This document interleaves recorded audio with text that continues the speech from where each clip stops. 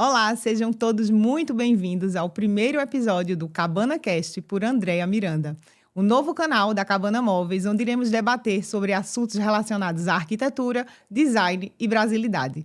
E para falar de brasilidade, temos aqui hoje nada mais, nada menos do que ele, Bruno Simões. Seja bem-vindo, Bruno. Obrigado pelo convite. Uma honra estar aqui. É um prazer lhe receber, né, para inaugurar esse nosso canal. Bruno Simões, para quem não conhece, é apenas fotógrafo, jornalista, arquiteto, designer, curador, educador e empresário. Em 2013, fundou o ateliê Bruno Simões e a Feira MAD, Mercado, Arte e Design, na qual é responsável também pela curadoria e cenografia. Atualmente, é curador de design da Apex Brasil, a Agência Brasileira de Promoção de Exportações e Investimentos. Bruno atua como conselheiro administrativo da Universidade Peruana de Ciências Aplicadas e do Instituto Bar de Casa de Vidro, órgão de preservação do legado deixado por Lina Bobardi e Pietro Maria Bardi, do qual também responde como presidente da Sociedade de Amigos Bardi. É um currículo e tanto, não disse nem tudo que tinha, assim, fiz um... Não, editor. Eu dei uma editada, porque senão seria o episódio inteiro aqui narrando. Que história, viu? Não, quando eu escuto também não parece verdade, é muita coisa, muita rodagem. Exatamente, que história magnífica. Eu queria entender um pouco, antes da gente iniciar falando sobre brasilidade, que é uma coisa que é sua cara, e é a cara da Cabana, eu queria conhecer um pouco mais de Bruno, assim, sabe? Como foi que a gente chegou nesse momento? Tá bom. Na verdade, eu sempre fui muito curioso. Então, até escolher uma profissão foi muito difícil para mim. Eu mudei várias vezes. Colégio, eu mudei várias vezes. Né? Eu tinha essa dificuldade de me adaptar, porque quando eu entrava num certo conforto, eu já sentia uma coceira, já me incomodava. Então, eu precisava mudar, me reinventar, aprender coisas novas, conhecer pessoas novas. E isso veio desde sempre. Então, por isso que eu também tive formação em arquitetura, depois em fotografia, depois fui para arquitetura, depois me especializei em jornalismo. Foram evoluções de, assim, com cada estágio, com cada emprego, eu fui aprendendo um pouquinho, conhecendo outras áreas e migrando para elas, para também tentar pegar um pouquinho dessa energia. Então, no final das contas, a curadoria é a soma de tudo isso. Então, não tem uma fórmula, não teve nenhum... Não teve ninguém que lhe indicou, assim, um caminho, nada. Aconteceu naturalmente. Naturalmente, uma consequência dessa ampla rede de pessoas incríveis, artistas e criativos que eu fui conhecendo ao longo dos anos e me motivaram a fazer essas apostas e essas mudanças radicais de carreira, tudo isso. Então, parece que teve um plano mirabolante. Eu acho que mas todo não. mundo, assim, que é meio que da área da criatividade é meio inquieto, né? Você dizendo assim, eu fiz a faculdade disso, fiz faculdade daquilo, também fiz um monte de coisa. Eu ingressei primeiro na faculdade de publicidade, terminei, concluí, depois fiz jornalismo também, fui para arquitetura e, se brincar, ainda faço alguma outra coisa aí no meio do caminho. Estou aqui apresentando um podcast que também não fazia parte do roteiro, mas a vida vai levando a gente, né, para caminhos que a gente não imagina. E com você, eu queria saber assim, nesse caminho da vida, foi o design que te encontrou ou foi você que encontrou o design? Não, fui eu. Eu realmente, mesmo ainda estudando arquitetura, o design me encantava. Eu sentia ali uma liberdade e eu sentia ali uma ousadia que eu não via na arquitetura. Por exemplo, ainda estudando, eu falava, poxa, quando eu me formar, que escritório que eu quero... né, mandar o currículo, onde eu quero... Isso foi mais ou menos o quê? Isso já vem da tua infância ou isso já na época de faculdade mesmo? Na época de faculdade. Quando eu estava estudando arquitetura, antes disso eu não tinha nenhum contato com design. Eu tinha contato não teve ninguém que lhe introduziu a esse mundo? Foi muito pessoal mesmo, uma descoberta pessoal durante o curso de arquitetura, até porque antes eu estava muito mais voltado para cinema, fotografia. Essas eram as minhas paixões, né? Mas na arquitetura, então, né, eu sou filho de arquitetos, então eu cresci com a bagagem da arquitetura. Então teve, né? Sempre tentei fugir. Não, mas teve. Mas eu sempre, assim, não queria. Falei, não quero essa coisa clichê, não quero seguir os passos dos meus pais. Mas eles te incentivavam, assim? Não, nunca fizeram nenhum tipo de pressão. Eu digo a minha, eu digo, não queira não. Não, nem conselhos positivos, nem negativos, não falaram nada, me deixaram super livre. Mas no final das contas, acabei indo para arquitetura, porque é isso, estava essa construção desde a infância de... tá nos escritórios deles, né? As viagens, os livros em casa. Com certeza isso influencia. A habilidade do desenho, realmente. Com certeza, não eu cresci como. desenhando, então isso influencia. Mas nada de design, nunca tinha olhado para mobiliário, para produto, nada disso.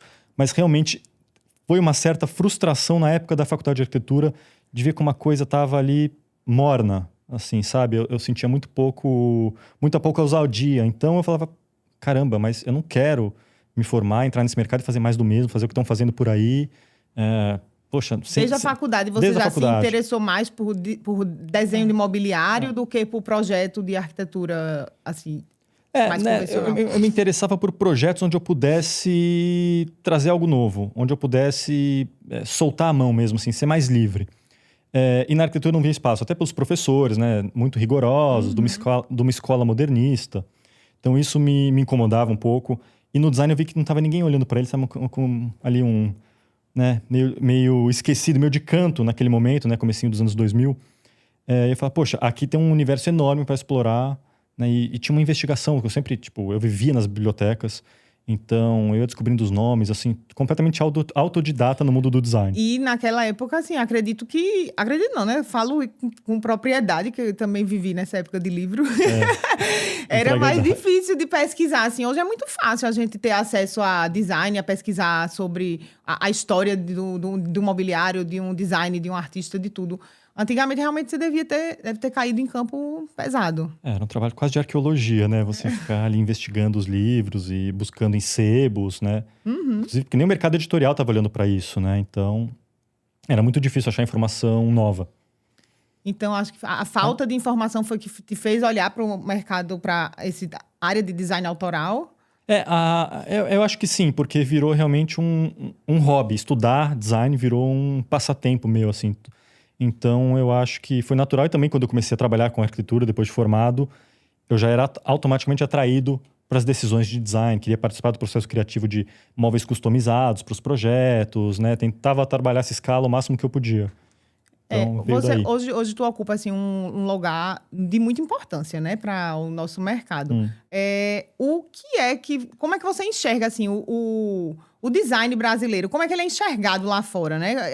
Como é que a gente está sendo enxergado globalmente? Nós já somos vistos, assim, com bons olhos? Sim, somos vistos com bons olhos.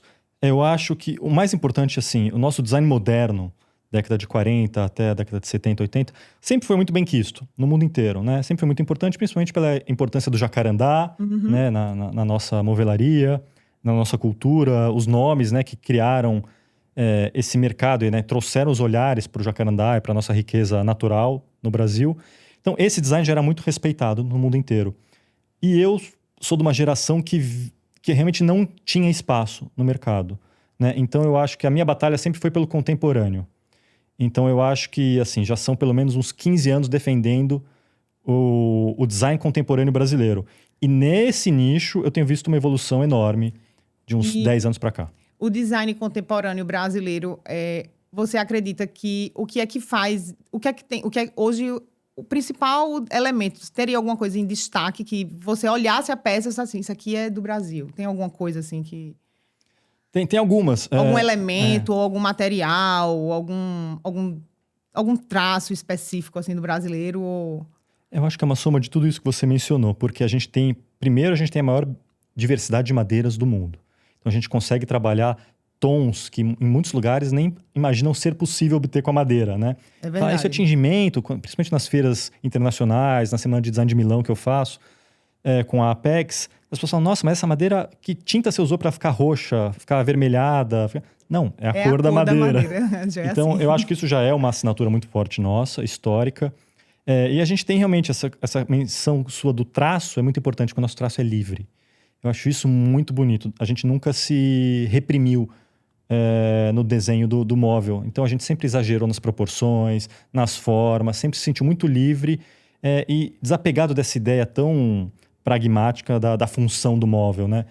Então, assim, você acha importante ainda, tipo, manter alguma coisa de tradição junto com a contemporaneidade, ou você acredita que, de fato, assim, um bom design, ele não precisa estar tão ligado ainda ao passado? Porque eu vejo, assim, o design autoral, ele sempre conta muita história, né? E eu gosto das histórias atrás das peças, né? Acredito que, inclusive, é mais interessante, às vezes, do que até a própria peça, né? Saber como foi que aquilo chegou, como foi que aquilo aconteceu.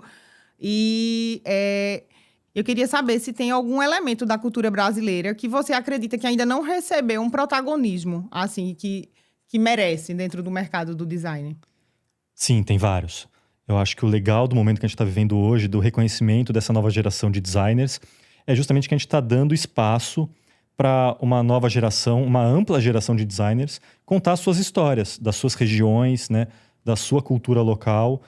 Porque geralmente, né, design brasileiro era todo colocado na mesma caixinha. Então, inspiração moderna, tropical, né, tinha uns arquétipos aí muito repetidos. Eu acho que agora não, você pode ter um trabalho lindo na marcenaria, mas pode ter um trabalho industrial muito bom, trabalhar com foco em sustentabilidade, em contar as histórias regionais, parcerias com artesãos. Então, tem tantos campos para explorar que eu acho que tem muita história sendo redescoberta e isso é muito bonito. E o que é que faz uma peça ela ser curável? Assim, o que é que leva, o que desperta, assim, no teu olhar? Porque você diz assim, não, essa peça aqui é especial.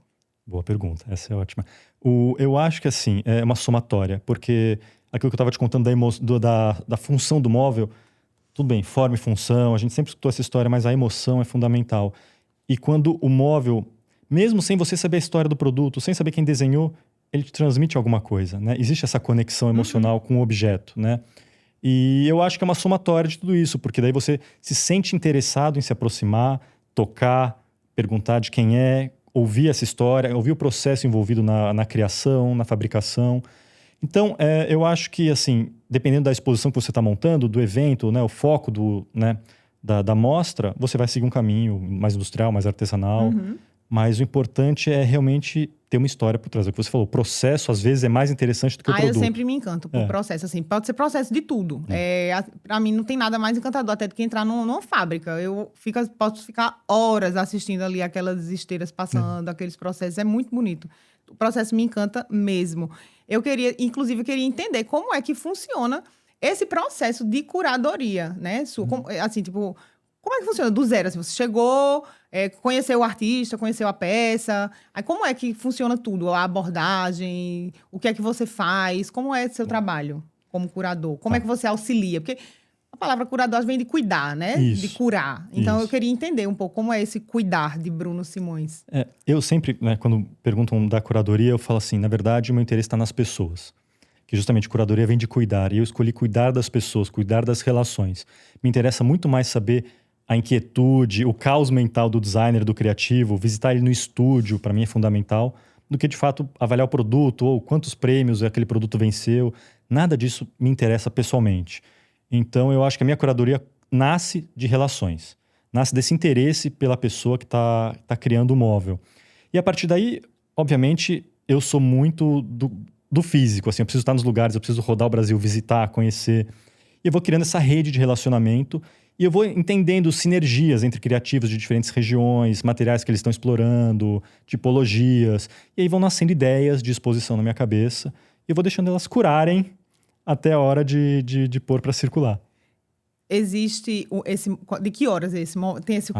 Não tem. Não tem. Como De repente dá um clique. Assim, é um clique. Eu acordo no meio da noite com meu caderninho, anoto ali e falo, opa, aqui tem um tema, aqui tem um título de uma exposição. E para os jovens designers, assim, que estão aí nesse sonho, porque eu acredito que deve ser um mercado difícil de ingressar, assim, para você iniciar realmente a produzir seus móveis, né, em escala. Tem uma empresa que acredite, que confie no seu desenho, né?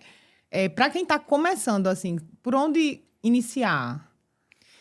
Eu acho que a geração atual, ela tem muito mais liberdade, acesso a ferramentas que eu, por exemplo, não tive. Então, eu não tive acesso à impressão 3D, corte laser, nada disso, né? Então, eu acho que, na verdade, hoje, até pelas ferramentas digitais, a gente tem muito mais liberdade criativa, muito mais acesso à informação, né, com a internet e tudo mais. E, ao mesmo tempo, a gente está vendo muito mais coisa, a gente está com muito mais referência e as mesmas referências. Então, eu acho que uma coisa que é fundamental é, quando vai decidir criar uma coleção, quer pensar sobre um tema, um móvel, desligar o celular, pegar a caneta, o caderninho e refletir. De repente, numa viagem, curtir a viagem, que a inspiração pode vir de uma viagem. Então, eu acho que o desafio hoje é o oposto da minha geração. A minha geração justamente queria buscar parceria na indústria, porque não tinha os recursos para produzir nada. A não ser que você se especializasse em marcenaria, e virasse um bom marceneiro, você tinha que ter um parceiro para produzir, né? Então, eu acho que a gente buscava tecnologia. E eu acho que a geração atual, o desafio é buscar essa desconexão, essa essa vocação interna, esse desejo interno, para descobrir se a peça faz sentido, se não tem tanta gente fazendo a mesma coisa, né? Qual é o significado do que você está querendo produzir. Então, eu acho que assim, a inquietude, a curiosidade tem que estar aguçada, né? A minha geração tinha, a atual tem que ter, mas os problemas mudaram, né? Então, eu acho que a dificuldade é sempre achar o parceiro, isso não mudou. Apesar de, né, a gente ter mais acesso a equipamentos, maquinário e tudo mais, achar parceiro é uma coisa difícil, é de relacionamento. Então, eu acho que aí também tem que construir ao longo de anos esse relacionamento, buscar parceiros, marcas que acreditam no seu trabalho, na sua linguagem. Essa sinergia é fundamental para também você não criar coisas que são desconectadas do seu cliente, dos clientes do cliente, né, do mercado como um todo. E para participar, assim, para chegar um momento de participar de uma mostra internacional, assim, tem algum caminho também que se tome? Você realmente precisa já estar dentro de alguma curadoria, precisa de uma pessoa feito você para lhe introduzir nesse mercado, ou é possível chegar lá só? Não, acho que é super possível.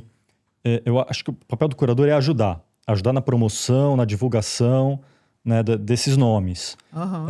Mas eu acho que hoje, né, cada estúdio tem o seu próprio departamento financeiro, marketing, né, de relacionamentos. Então, você tem estúdios muito bem-sucedidos que não participam de mostras, que não fazem esse trabalho voltado à curadoria, mas tem muito sucesso comercial, porque trabalham muito bem as suas mídias. Então, eu acho que é muito possível. O que eu acho que é a vantagem de participar de uma curadoria, de se inscrever em editais institucionais, por exemplo, né, a Feira de Milão, a Semana de Design de Milão que a gente faz, é um edital aberto para qualquer marca brasileira se inscrever. Aí tem que ser, realmente eu acho que é de querer estar envolvido com a cena atual, querer estar envolvido com a cena do design contemporâneo, né, da cultura do design. Eu acho que o bacana é você, depois, historicamente, falar, olha, eu fiz parte de uma geração, eu fiz parte desse movimento, a gente estava investigando as mesmas coisas. Eu acho que o papel ou o desejo de participar de uma curadoria é mais nesse sentido do que, de fato, você participar de uma certa curadoria vai te trazer um resultado X ou Y. Não existe essa fórmula, né? Mas eu acho que o legal é o reconhecimento que vem de um grupo, do coletivo. E, assim, como é em relação ao investimento nisso? Se você está querendo meio que chegar lá só, assim, o nível de investimento para isso, assim? Depende. Design é caro. Design é caro de criar, é caro para produzir, né? Então, eu acho que os desafios são muitos. Então, você realmente precisa ser muito claro, né, e muito honesto com a sua visão. Então, eu quero ir para um caminho do industrial, minimalista, eu quero atacar o setor de comportamento, de bem-estar. Acho que existem decisões antes do produto que são muito importantes, né? Porque você vai ter que gastar com comunicação, você vai ter que gastar com relacionamento, com a prototipagem, que é uma parte que ninguém sabe, né? Assim, Ninguém escuta. É a parte que demora muito. Claro, para você chegar numa cadeira, você faz 10 dela, né? Então... E por falar em cadeira, a gente está aqui hoje numa peça, né? Uma peça de design autoral de Bruno Simões, né? Estamos na poltrona Gibi. E eu queria saber, assim, já que você está falando tanto assim, da história, que tudo tem uma história, desse processo todo, que existem esses protótipos, eu queria que a gente aproveitasse esse gancho para falar um pouco dessa sua poltrona, que, por sinal, é maravilhosa. Obrigado. Como é que foi esse processo? Essa poltrona, de novo, naquilo que eu estava te falando das relações, veio de um relacionamento, né? Então, quando eu conheci a Cabana, quando eu conheci o Walker e a Luciana, veio da relação, da sinergia entre nós, assim, de bons papos, né? De realmente ver que existia ali, né, um potencial de uma amizade, principalmente. E eu acho que aí eu precisava antes entender qual era o perfil da marca, investigar o acervo deles para propor alguma coisa diferente realmente. E essa poltrona veio dessa minha observação. Então, eu fiquei muito tempo investigando o que eles já tinham, porque eles têm, né, uma infinidade de produtos. O que eu poderia agregar? Até porque, como curador, eu sou, né, o maior crítico assim, com o meu próprio trabalho. Então, eu não gostaria de fazer nada que fosse similar ao de outros. Inclusive, vou até te interromper aqui, pedir licença. Você, como curador e criador, se cobra em que nível, assim? Um nível absurdo. Por isso que eu lanço tanta pouca peça. Mas essa, por felicidade justamente desses encontros e dessa sinergia, dessa alegria minha de visitar a fábrica e de desenhar pela primeira vez um móvel de área externa, foi muito fácil, né? Eu sabia que eu tinha que trabalhar com o tubo curvado, com a corda, né? Com esse trabalho de trama. Então aí eu realmente ia entendendo, né, a região aqui, né, da fábrica, da cabana. Eu queria trabalhar com uma linguagem da orla, da costa, do mar, né? E é justamente... por não ter crescido nesse contexto, por eu ter crescido em São Paulo, né, eu sempre estou mais ligado à construção, à engenharia do móvel, né? As minhas inspirações vêm desse lugar de uma quase que estrutural. E eu comecei a olhar os equipamentos náuticos, né? Os barcos, as jangadas, a prancha de surf. E essa aqui, a Gibi, veio do windsurf, que é um esporte inventado no Brasil, né? Na década de 60. Eu falei, acho que traz um pouco da nossa história, Eu já ia te resgata. perguntar, o que é que tem de Brasil nessa poltrona? O windsurf total, né? Invenção nossa. E que eu acho que tem um pouquinho desse gosto vintage do moderno, né? Daquele período da bossa nova ali, da Tropicália. Ela é muito bonita. Eu achei incrível o desenho dos pés. Esse desenho é um desenho quase infantil, bem óbvio, assim, da vela, né? Do windsurf. Não é muito óbvio, não. É o triangular, né? Porque a vela é um triângulo. Óbvio na sua genialidade. Não, mas vá, continue. Na minha crítica. Mas é isso, são essas formas, estão brincando com uma forma muito minimalista, né? Muito clara, né? Geométrica desse triângulo. Eu fui compondo com ele, falando, como que pode parecer uma dobradura, uma colagem? Exatamente, ela pra mim remete muito a, tipo, uma dobradura. Muito sutil. E aí o Gibi justamente vem desse encosto, que é aquela barra onde você segura para fazer as manobras, para buscar o vento, né? Então, aí que veio justamente porque eu queria dar atenção para esse lugar onde sempre você puxa uma cadeira. Exatamente, é o local de pegar, né? E é um lugar muito esquecido pelos designers. Então eu queria valorizar realmente que essa estrutura, né? O nome remete à estrutura. Muito legal, muito bacana saber um pouco da história. Tá vendo como é interessante? Eu queria saber ainda aqui, dessa poltrona, o que é que nela a gente tem de ser 100% cabana? O que é 100% cabana e o que é nela 100% Bruno? 100% cabana, eu acho que é a qualidade, porque assim que eu te falei dos protótipos todos aqui, não teve quase nada, porque realmente, quando me mostraram pela primeira vez, ela estava pintada, tramada, né? Foi só ajuste de proporção, uma coisa ou outra, então... O pessoal realmente lá bate o escanteio e faz o gol de cabeça. Uma loucura, assim. Eu fiquei muito impressionado, fiquei até mal acostumado. Então, isso eu acho que tem assim, o compromisso, né, a seriedade, toda a divulgação, sempre valorizando o designer, que é super importante. Então, isso é deles, eu acho que a peça conversa muito bem com o catálogo e a filosofia deles. E o meu desenho é isso, eu tento trazer sempre esse olhar mais simples, mais objetivo, sobre algum tema, sobre alguma coisa que eu quero discutir ou apresentar. Então, a cabana, ela tem, justamente pela qualidade fabril né, dela, peças muito complexas, né? Eles representam designers que são gênios da escultura. Eu ia dizer assim, é incrível que hoje eles estão investindo pesado assim, no design autoral, né? Sim. E é bonito de ver porque do design, hoje não apenas daqui da nossa região, mas assim, Brasil, né? A gente fala muito de brasilidade, né? A cabana é pura brasilidade. E eu queria que você se você pudesse resumir para você o que é brasilidade e o que é a brasilidade na cabana, eu iria ficar muito feliz em aprender aí um pouco o que é brasilidade para Bruno Simões. Eu acho que assim, brasilidade, antes de mais nada, é um sentimento de orgulho. A gente sempre for contar uma história, apresentar uma ideia, defender ela como assim, com o seu valor real, né? Eu acho que muitas vezes a brasilidade era aplicada como uma estratégia de marketing, alguma coisa do tipo. Não, brasilidade está no nosso DNA. Né? Então, para mim, a brasilidade é quando o móvel transmite verdade, ou quando uma obra de arte, qualquer que seja a expressão, transmite uma verdade. Não. E é isso mesmo, transmite orgulho. Assim, exato. Aí eu vou falar, tem coisas assim que eu olho, eu entro em lojas assim para especificar. E querendo ou não, eu sou um pouco de curadora também. Posso dizer que todo arquiteto é um pouco de curador. A gente decide o que entra e o que sai dentro do projeto, né? Se a gente gosta disso ou não. Quando eu entro em lojas assim como lá na cabana tem muito design autoral. Tem peças, assim, que eu olho, assim, que me fazem, eu não sei se é porque eu sou da área, mas me fazem suspirar. Realmente transmitem emoção e transmitem um orgulho. Eu olho assim, eu digo, cara, eu tenho um orgulho danado. Eu tenho um orgulho de dizer assim, a cabana é daqui, a cabana acredita no design autoral, tá entendendo? E eu tenho orgulho, às vezes eu olho a peça e digo, caramba, isso é nosso, isso foi um brasileiro que fez, né? E aí, quando é da terra aqui, aí é que aumenta mais ainda, né?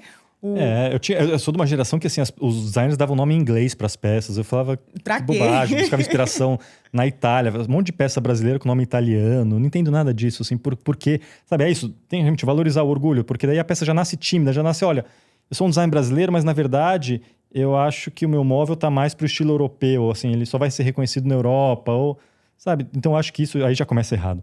Tá. Eu defendo muito, assim, tipo, se você realmente...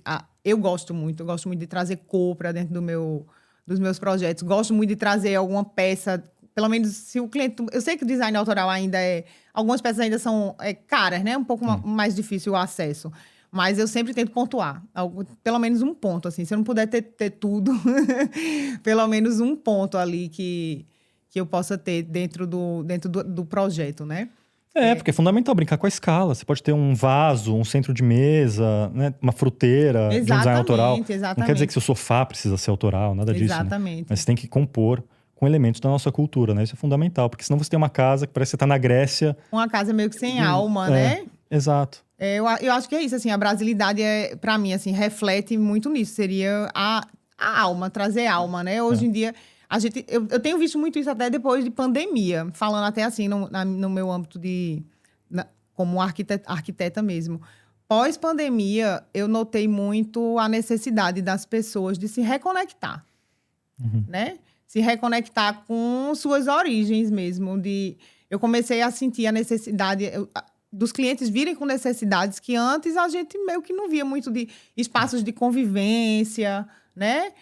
De estar se reconectando mesmo com o passado. E eu acredito que trazer um pouco da nossa história para esses ambientes é uma forma de conexão também, né? Total, e traz bem-estar, né? Traz outros benefícios, né?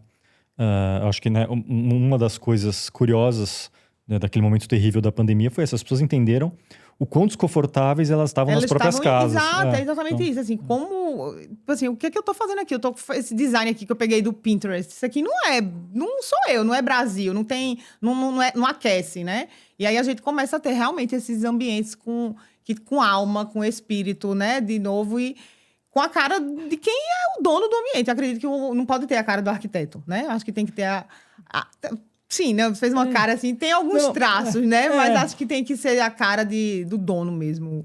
Eu acho que sempre, né? O arquiteto, o designer, né? A gente está prestando um serviço.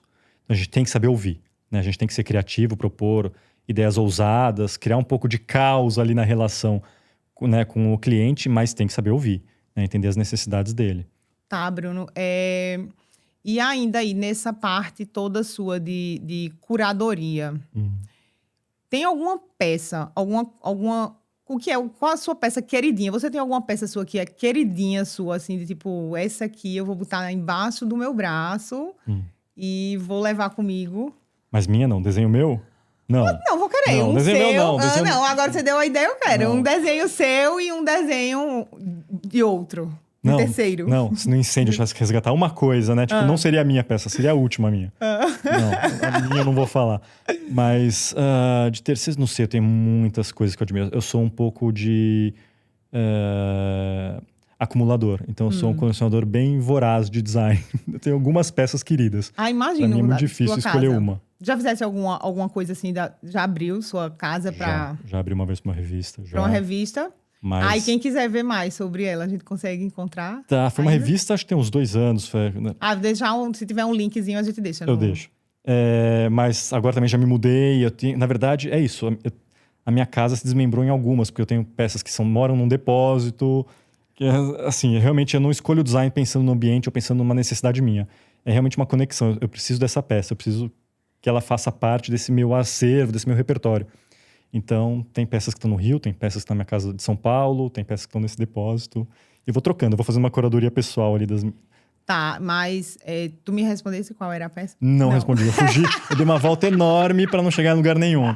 Achei que você ia esquecer, que você me perguntou qual é a peça favorita. Não, vamos lá. Não, assim, uma peça, assim, existe uma tipologia, não é uma peça em si, mas tem uma peça que eu tenho muito carinho, que é o banquinho. Então, eu tenho uma coleção de banquinhos. Eu acho que um banquinho traduz muito do nosso DNA. De sentar em roda e casual, e tipo, pega uma cervejinha e tal, e se aproxima. A gente gosta de falar próximos, né? E algumas vezes os layouts são meio engessados. Tem um sofá aqui, uma poltrona ali, uma mesa de centro enorme.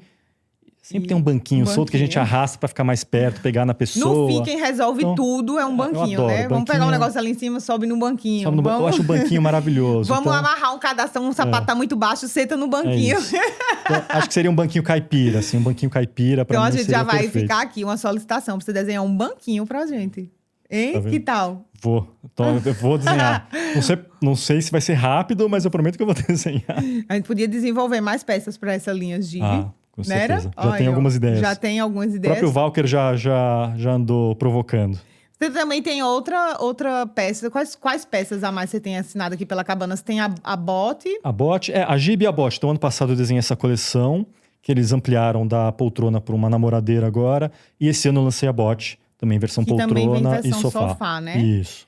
E a história atrás da bote? A gente pode explorar? Foi um desenvolvimento dessa linha Ghibli, então também é a história do bote de pesca, aquele bote inflável, né? O bote que é o mais... veio um bote e o windsurf, né? Tudo veio do mar. Eu tentei fazer peças que fugissem um pouco da inspiração orgânica, né? Então eu tentei trazer um pouco desse desenho mais geométrico, um pouquinho mais estruturado, que é do meu trabalho, que é a minha assinatura. Então justamente eu olhei para os veículos, assim, eu olhei para essas tecnologias para buscar inspiração. Então o bote ele realmente tem uma base bem geométrica, né, bem destacada, que faz toda a espuma, todo o assento flutuar, como se tivesse o bote, né, flutuando no mar. E é linda mesmo. Tanto a poltrona quanto o sofá. Tive a oportunidade já. Além de bonito, confortável. Né? Porque não adianta também ter só beleza, né? Que era uma questão também que eu queria que você abordasse. Assim, para você, o design autoral de qualidade, ele precisa ter função e estética? Ou só a estética tá ok, assim? A estética e a história, enfim... A finalidade, por exemplo, tem o design autoral, ele pode seguir o caminho do artístico, do experimental, ou realmente de inovar. Né? Para inovar, você tem que testar, mas tudo que se apresenta faz parte de um processo para chegar num resultado final bem acabado e que resolva a questão inicial. Né? Então, se é para deixar um móvel mais leve, você vai investigar um novo material, novos materiais sustentáveis, é uma investigação. Então, você pode apresentar protótipos, mas isso tem que chegar em algum lugar. Essa pesquisa tem que ter um resultado. E quando você segue uma vocação mais artística, você pode apresentar peças mais desprovidas de fato, uma função tão rígida. Porque já vi muitas vezes, assim, designers que montam uma peça, tipo assim, não sentar. Tipo, tem muita cadeira. Tem muitas cadeiras que não se não senta. pode se sentar, que não senta. Nem te sustenta, na verdade. Né? Na verdade, não aguenta, né? Mas isso eu acho que são provocações. Eu acho que tem o seu valor. Eu gosto muito porque é isso. Ela atiça outros sentidos. Então, né, na verdade, não é uma cadeira que você vai usar para ficar na sua mesa de jantar. Mas é uma cadeira que pode ficar no cantinho, com um livro apoiado, com um vaso em cima. Você vai dar um outro uso, você vai, né, desvirtuar o uso da cadeira. Mas existe alguma coisa ali com a qual você se conectou. Aí já é o mobiliário como arte, né? Como arte, Exatamente. E aí eu queria agora, Bruno, te fazer um convite a participar de um quadro que a gente está criando hoje, é nosso primeiro episódio, né? Seria o nosso Momento Cabana. O que seria o Momento Cabana? É um momento onde a gente vai fazer uma troca, um bate-bola rápido, porém confortável, igual nossos móveis são confortáveis, né? E um bate-bola super leve. Podemos começar? Aceita? Eu sou a pessoa mais prolixa que existe, eu vou me dar muito mal nessa. Não, mas também se quiser se prolongar, a gente se prolonga. A gente tá gostando da conversa. Inclusive, tô ficando já triste que vamos ter que ir finalizando. Tinha conversa aqui para muito tempo. Vamos lá, Bruno. Um material brasileiro que te define. A madeira. Madeira. Um designer brasileiro. Não me faça isso. Não sei. Vamos falar um que já Infinidade. não está mais aqui entre nós. Porque aí a gente não cria ciúmes. Não, eu posso falar, existe um designer que eu admiro muito. Pode ser mais de um. Mas... aí você criou um problema. Eu vou falar vários. Tá. Mas assim, eu gosto muito, por exemplo, do Carlos Mota. É um designer de São Paulo que eu admiro muito, porque ele trouxe realmente uma nova linguagem ali para o uso da madeira. Então ele começou a misturar com o ferro, com o aço, né, com as cortem. Ele se permitiu se soltar um pouco da tradição do móvel de madeira brasileiro.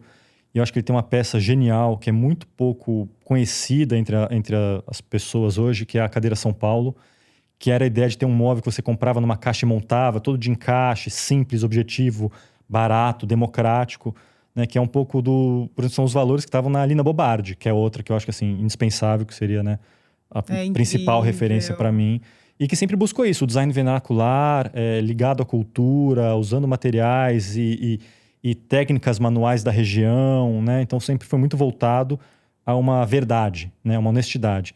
Então eu gosto desse tipo de pensamento. Então, acho que a Lina, acima de tudo, né, tem peças geniais, como a linha Girafa, a cadeira Bow, né, tantas outras. Depois o Carlos Mota, um pouco mais recente. E aí tem uma nova geração incrível, assim, que eu posso ir por muitos caminhos. Eu acho que dentro da experimentação, que é o que hoje está se discutindo muito de inovação, que a gente falou um pouco, de sustentabilidade, tem o Estúdio Rain, também de Brasília, né, que agora está com o estúdio em São Paulo. Eu acho que eles fazem uma pesquisa incrível com resinas vegetais, com novos materiais. Então tem um caminho muito, muito amplo aí para se investigar. Seria se você pudesse dar um... Eu já saí do nosso da rapidinha aqui, do já estraguei bate-bola. tudo. Não, assim, se um nome hoje no mercado seria esse pessoal aí de Brasília, uma aposta para o mercado. Uma aposta? Daí eu vou falar o nome e você põe um pi em cima, assim, né? Pi. Tá. Não, Estúdio Rain, eu acho que sim. Eles, eu Bem acho bacana. E para Bruno Simões, curadoria é? Conexão, relação. Brasilidade é? Orgulho. E cabana é? Amigo. Amigo? Adorei. Bruno, muito obrigada por dividir conosco, né, um pouco do seu conhecimento, por participar, por estar aqui nesse espaço, participar do nosso primeiro episódio, né? Foi uma honra começar isso aqui com você, né? Fiquei muito feliz de lhe receber aqui, foi muito inspirador. Aprendi muito, espero que vocês em casa também tenham aprendido bastante. Quem quiser seguir Bruno, né? Eu queria que você deixasse aqui como é que a gente faz para acessar os seus canais. Foi uma honra, um prazer enorme estar aqui, ter essa conversa. O meu Instagram é brunosimões.atelier e também o Instagram da feira, da MAD, é Mercado Arte Design. Essas são as duas principais maneiras de me encontrar e a gente começar a bater um papo. Olha aí, você está querendo alguma dica, precisa de algum conselho, segue lá, Bruno, que ele pode... Por favor, vai ser um prazer falar com todo mundo. orientar, tá ok? Eu amei, Bruno, nossa conversa. Se você em casa também gostou, né? Segue o @cabanamóveis para ficar por dentro desse e de todos os outros episódios. Esse é o primeiro de muitos, se Deus quiser, né? Vão ser conversas sempre muito produtivas, tanto dentro da área da arquitetura, do design, e sempre respeitando, né? O que a gente tem de mais importante, que é o nosso legado, nossa história. E foi um prazer receber você aqui hoje. Muito obrigada e até o próximo episódio.